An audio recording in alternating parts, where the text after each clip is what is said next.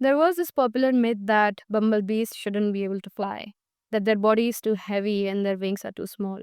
Turns out that science eventually did caught up, but for decades we did not get it. And maybe that's the real reason. Not that they defy physics, but that sometimes you will be misunderstood by the logic of others until you become the proof. And here's that reminder that you needed today, that you are not here to wait for approval either. But I know how it goes. You've got something inside of you, a vision, an idea, a fire, but you're sitting on it, waiting, waiting for someone to say that it is valid, waiting for a green signal, waiting for people around you to understand it first, to clap for you first before you take your first step.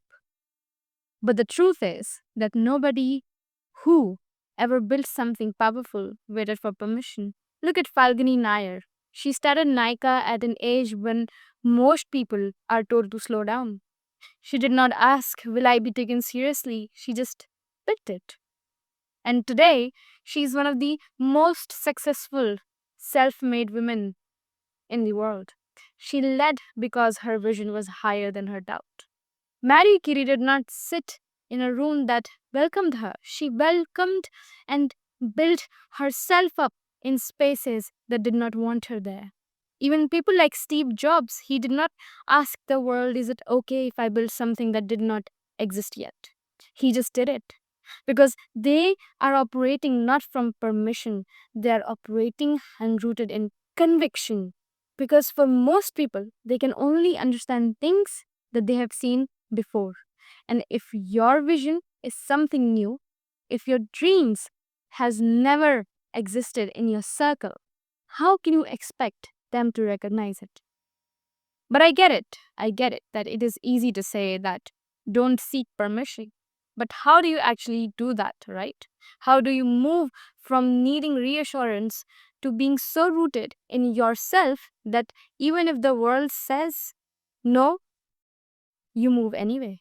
And it starts with conviction, not confidence. Confidence is outcome based. It says, I'll believe in myself once I see results.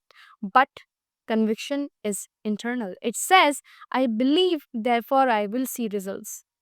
Conviction is that frequency that shapes reality. From a metaphysical point of view, the law of vibration. Everything in this universe is energy, including your thoughts, emotions, intentions. When you are operating from doubt and fear, you are vibrating at the frequency of resistance.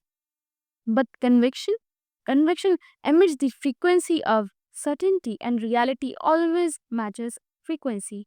That's why people with strong conviction bend reality around them. It is no woo woo woo woo.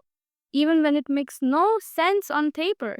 Take quantum physics, for instance. In the double slit experiment, the observers believe their mere presence and focus changes the behavior of particles. That means what you expect actually changes what shows up. So when you keep seeking and asking for permission, you are sending out this frequency of I am unsure, and reality reflects that. But when you stop looking around and start looking within, when you say this is mine even if no one sees it yet, reality starts recognizing itself to match you.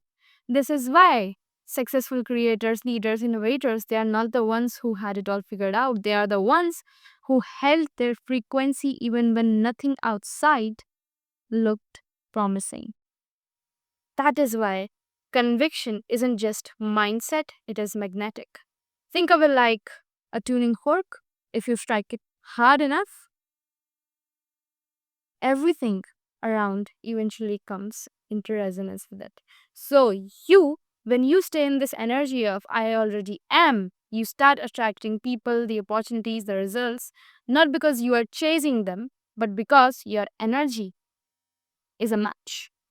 And that is how you stop asking for permission, not by becoming louder, and certainly not by proving anything, but by just becoming clearer from within. And with that, I see you in the next video.